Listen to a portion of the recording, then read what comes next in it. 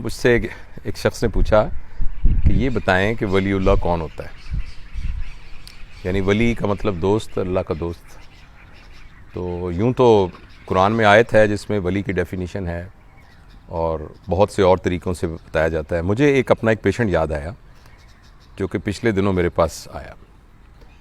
ان کو شوگر تھی اور شوگر کی وجہ سے ان کا پیر کا زخم خراب ہوا اور ان کی ایک ٹانگ جو ہے وہ کاٹنی پڑی. تو وہ یہ پہلے سے کٹی ہوئی تھی. اب وہ دوبارہ آئے جس میں شوگر کے علاوہ ان کو خون کی شریانوں کی ایک بیماری ہوئی جس میں خون کا ایک لوتھڑا آ کے ٹانگ کی شریان کے اندر پھنس جاتا ہے اور جس کی وجہ سے ان کا پیر کالا ہونا شروع ہو گیا اور یہ فیصلہ ہوا کہ یہ والی ٹانگ بھی کاٹنی ہوگی. تو وہ سارا ورک اپ میری ٹیم نے کیا ہوا تھا، میرے جونیئر ڈاکٹرز نے، اور ان کو ایڈمٹ کیا ہوا تھا. تو میں جب ان کو وزٹ کرنے گیا تو آبویسلی انہوں نے بچوں نے ابھی ان کو بتایا نہیں تھا کہ ایمپوٹیشن کرنی ہے، ٹانگ کاٹنی ہے. تو مجھے وہ کاؤنسلنگ بھی کرنی تھی تو میں جا کے ان سے تعارف کیا. وہ ایک 55 سال کے آدمی، ایک بہت ہی نفیس سی سادہ خاتون، ان کی بیگم صاحبہ ساتھ، اور ایک 3-4 سال کا بچہ ساتھ تھا. تو میں نے ان کو بتایا، ان سے پوچھا کہ بھئی آپ کو پتہ ہے کہ آپ کو کیا بیماری ہے اور یہ کیا مسئلہ ہے. تو ایک ہمارا رول ہے ہمیشہ کہ جب بھی کسی کو کوئی بیڈ نیوز بریک کرتے ہیں تو ہم سب سے پہلے مریض سے پوچھتے ہیں کہ اس کو اس کے بارے میں کیا پتہ ہے، کیونکہ کئی دفعہ مریض کو پہلے ہی پتہ ہوتا ہے. تو یہ بات سمجھنے میں آسانی ہو جاتی ہے کہ اس کو کیا کہنا ہے اور کس انداز پہ کہنا ہے. تو جب میں نے ان سے کہا تو کہنے لگا ڈاکٹر صاحب مجھے پتہ ہے، میں پہلے بھی گزر چکا ہوں اس میں سے. میرا دل کرتا ہے میں پنجابی میں بات کروں، کیونکہ وہ مجھ سے پنجابی میں بات کر رہے تھے تو شاید وہ اس زبان کے اندر وہ جو باتیں انہوں نے مجھ سے کیں وہ زیادہ اس کا اچھا اظہار ہو سکتا ہے. تو میں کہنے لگے کہ ایس لت دا تو مجھے پتہ ہے کہ یہ کٹی گئی ہے، تو ایدا بھی مجھے پتہ ہے کہ شوگر دی وجہ نہ یہ گل گئی ہے، نالے میں ہاتھ لانا ہے، مجھے پتہ ہے کہ کتھوں تک ٹھنڈی ہے، تو یہ لت بھی کٹنی پینی ہے. تو جویں تسی مناسب سمجھ دیو آپریشن کر دیو میرا، تو لت نو کٹ دیو. انہوں نے اتنی آسانی کے ساتھ یہ کہا.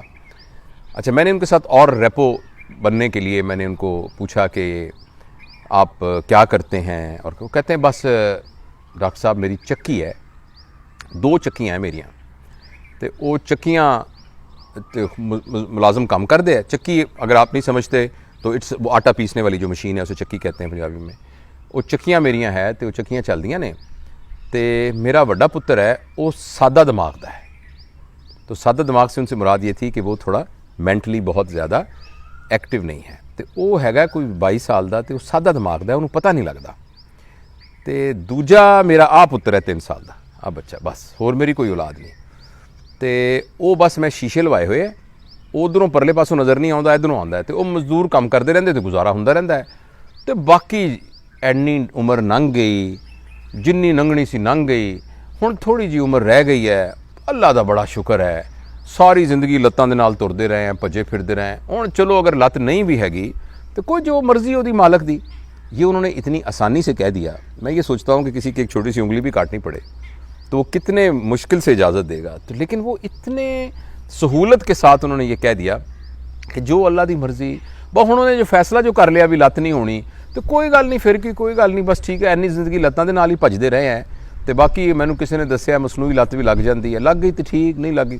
اچھا، اس کے بعد میرا ان کے ساتھ ایک اچھا ڈیولپ، میں نے کہا بڑے اچھے آدمی ہیں فلانا. جب ان کا میں آپریٹ کرنے لگا، اور یہ انفیکٹ آج ہی کی بات ہے، آج ہی آپریشن تھیٹر کی بات ہے، مارننگ میں، اور میں نے ان سے تھوڑی سی اور بات کی. وہ ان کو چونکہ اسپائنل میں کرنا تھا، مریض جاگ ہی رہا ہوتا ہے، تو مجھے بتانے لگے کہ بس ڈاکٹر صاحب مسئلہ یہ ہے کہ اے دنیا دے وچ نا تھوڑی دیر واسطے سانوں بھیجیا بھی بھج نٹھ لو، دوڑ لو، جو کچھ کرنا ہے کر لو. ادو بعد ایک دم ٹائم آ جائے گا تے جے تے بندے دے پتر دی طرح اتھوں رہے تے اللہ میاں کہے گا آ جا آ گیا آ جا بہ جا میرے کول، بہ جا، آ جا کول آ کے بہ جا، آ گیا تو ہن آ گیا، بہ جا. تے جے بندہ ایتھے کوئی گڑبڑ کردا رہا تے پتہ نہیں اتھے کی سلوک ہوئے گا. اچھا، میں پوچھا کہ تسی سکول کنا پڑھے ہو؟ تو کہنے لگے کہ ہاں سکول میں گیا سی 5ویں 6ویں تک پڑھیا سی. اس کے علاوہ اور بھی انہوں نے بہت سی باتیں کیں. ان تمام باتوں کے اندر وہ جو بھی بات کرتے تھے اس کے اینڈ میں پازیٹیوٹی آتی تھی. اور ایک ایسا شخص جو کہ شوگر کے مرض میں مبتلا ہو اور اس کی دوسری ٹانگ کٹنے جا رہی ہے اور آپریشن ٹیبل پر بیٹھا ہو، اور وہ کوئی بھی بات نیگیٹو نہ کرے اور ہر بات میں ہی شکر کرے. مجھے بہت ساری باتیں بھول گئی ہیں جو کہ اتنے اسپونٹینیس فکرے اس 2 دن کے اندر میں نے ان سے سنے کہ جس میں انہوں نے ہمیشہ پازیٹیو بات کی. مثلا انہوں نے کہا بھائی جدو ڈاکٹر صاحب میرے کو تھوڑے جے پیسے ہو گئے تو میں 4 دکاناں ہور لے لیاں. تو میں کہو دکاناں کون چلاتا ہے؟ نہیں وہ میں کرائے کرائے تے نہیں دیندا. اتنے لوگ ہوندے نے نا تو انہوں دا کوئی کاروبار وغیرہ نہیں چلتا. تو میں انہوں نے کہنا ہے کہ چل یار ایک میری دکان کھول لے تو لے کے تو اپنا کاروبار چلا دے. میں کہا کرائے تے دیندے ہو گے؟ کہتے نہیں کرائے کرائے تے کی دینا، وہ بیچارے کسی دا کاروبار نہیں چلتا. میں کہنا چلو میری دکان دی حفاظت رہے گی تو وہ کرایہ ہو جائے گا. پتہ لگا کہ ان کی 4 دکانیں ہیں جو انہوں نے ایسے لوگوں کو دی ہوئی ہے اس لیے کہ وہ اپنے بزنس کو اکٹھا کر سکیں. وہ کسی یونیورسٹی میں نہیں پڑھے ہوئے، کسی جگہ پر انہوں نے وہ نہیں کیا، لیکن ان کے اندر ایک ایسی سلیم الفطرت طبیعت تھی. تو میں نے دل میں سوچا کہ یہ لوگ ہیں جو ولی اللہ ہے، یہ لوگ ہیں جو زندگی کو اپنی ان تمام محرومیوں کے باوجود ایک پازیٹیو اپروچ کے ساتھ دیکھ رہے ہیں.